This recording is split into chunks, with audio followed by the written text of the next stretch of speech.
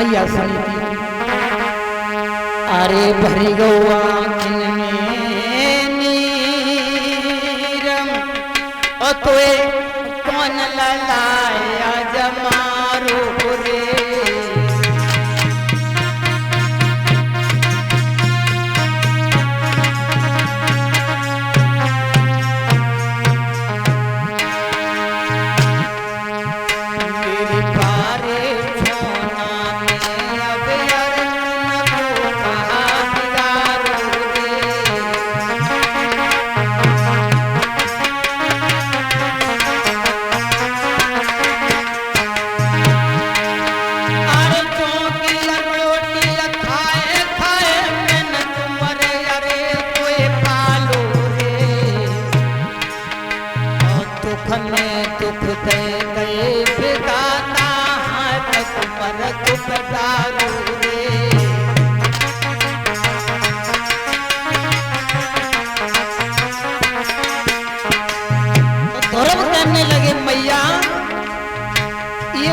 कोई गैर का दुख नहीं है, ये अपनों ने दुख दिया है माँ।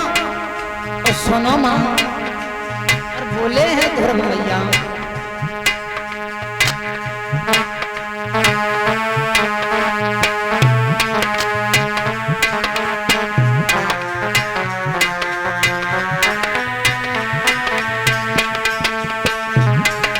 और कहने लगे ध्रुव माँ, जो दर्द मिला अपनों से गैरों की शिकायत कौन करे।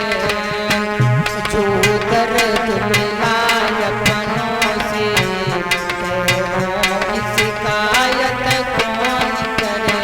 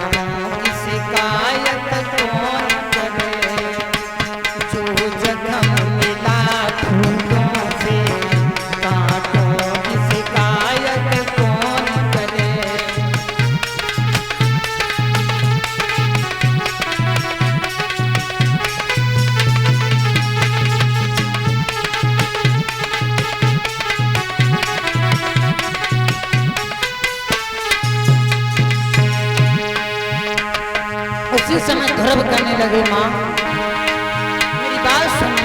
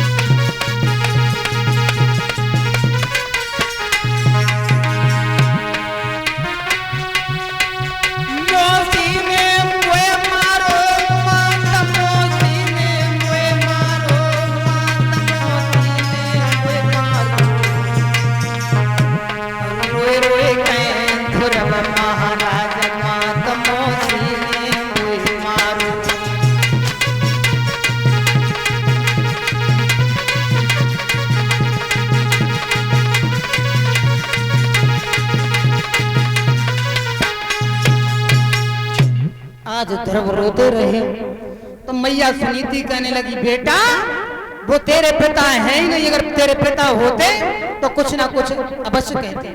मैया सुनीति ने इसलिए कहा कि बेटा मान जाए, बहक जाए, और जब बेटा रूठ जाता है ना तो मैया कुछ मीठी मीठी बातें करने लगती, कुछ झूठी भी बात कह देती हैं। भाई सुनीति ने किया, और जो इतने वचन कहे माँ, ध्रुव कहने लगे माँ वो मेरा पिता नहीं, फिर मेरे पिता कौन है? तेरे पिता अखिलेश्वर है, भवनेश्वर है, सच्चिदानंद परम पिता परमात्मा है, वो श्री हरि नारायण है, विष्णु है, वो तेरे ही पिता नहीं जगत के पिता है। जो इतने वचन सुने हैं तो ध्रुव कहने लगे माँ वो रहते कहाँ हैं? वन में। मिलेंगे कैसे? देख बेटा, जब तू सियाना हो जाएगा ना तो परमात्मा का भजन करने के लिए वन में जाना। जब परमात्मा की भक्ति करोगे ना तो तुम्हारे पिता के दर्शन हो जाएंगे। श्रोताओं, ध्रुव कहने लगे मैया तो तुमसे क्या पिताजी की लड़ाई हो गई जो वन के बीच में चले गए? नहीं बेटा, लड़ाई नहीं हुई थी। तो मैया मैं पिताजी को प्राप्त करने के लिए वन में जाऊंगा, वन में जाऊंगा। तो सुनीति कहने लगी बेटा अभी तुम छोटे हो, वन के बीच में जंगली जानवर खा लेंगे, मत जाओ। ध्रुव हट ठान गए लेकिन एक भी बात नहीं मानी है। और मैया रोने लगी, रोते रोते बेहोश हो गई वहीं पर। लेकिन ध्रुव ने क्या किया, मैया के हाथ उठाए और अपने सर के ऊपर रख लिए, अपने नन्हे नन्हे हाथ से मैया के जड़ स्पर्श किए और निकल पड़े हैं ध्रुवराज वन की तरफ के लिए। राजा उत्तानपाद ने देखा है कि ध्रुव जा रहा है वन की तरफ तो प्रलोभन देने लगे हैं। कहा है ध्रुव को लौटा लो सिपाहियों, कह देना कि आज से तुझे चौकी रोटी मिलती थी नमक से खाने के लिए, चौकी रोटी नहीं मिलेगी, शुद्ध गेहूं की रोटी मिलेगी, वो भी जब नमक से नहीं सब्जी से। जो ध्रुव को ये वचन सुनने को मिले हैं, ध्रुव कहने लगे बारे परमात्मा, घर से 2 ही कदम निकल पाए, शुद्ध गेहूं की रोटी और सब्जी से खाने को मिलने लगी। तेरे दर्शन में बड़ी तासीर है, हम समझ गए, जाए लौट जाओ सिपाहियों, मुझे कुछ नहीं चाहिए। चल पड़े आगे को ध्रुव।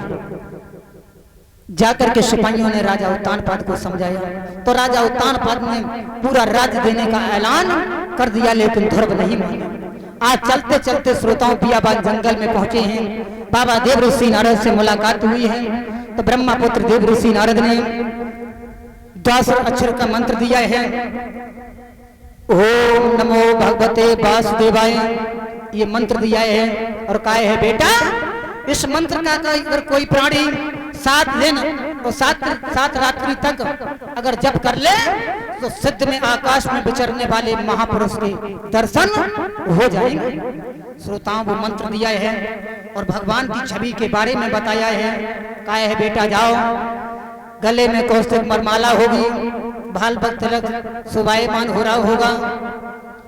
सब बात बाबा देव ऋषि नारद ने पूरी प्रतिमा बता दी है। तो वही प्रतिमा ध्रुव ने अपने अंताकड़ में बसा ली और चल पड़े हैं। मधुबन में पहुंचे हैं। मधुबन में परीक्षित जी आज भी मधुबन में ध्रुव टीला बना हुआ है। कभी भी मधुबन में घूमने के लिए जाना तो ध्रुव टीला है और उसी पर जाकर के ध्रुव ने तपस्या की। वहां पर बैठ गए हैं वन के बीच में, वही मंत्र जाप करने लगे।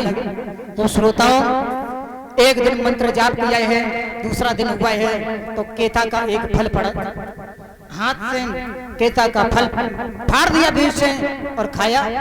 खा करके जलपान ग्रहण किया है भाई यमुना जी का और फिर बैठ गए। दूसरे के बाद दिन के बाद में समाधि खुली। दूसरे दिन केता के पत्ता हथेली पर धर करके मीसे हैं और फंकी मार करके जलपान ग्रहण किया, फिर बैठ गए। तीसरा दिन हुआ है। तीसरे दिन जब ध्रुव ने नेत्र खोले हैं, प्रभु के प्यारे भक्तों श्री सुखदेव जी बोले हैं कि राजन परीक्षित, तीसरे दिन ध्रुव ने जलपान भी ग्रहण करना बंद कर दिया है और उर्वाऊ भुजा करके खड़े हो गए।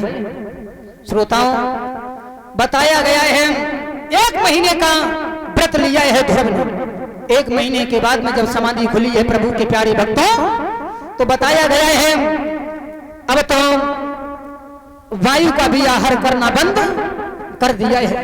और जब वायु का आहार करना बंद किया है श्रोताओं तो बताया गया है इधर उसी समय ब्रह्मांड हिलने लगा है।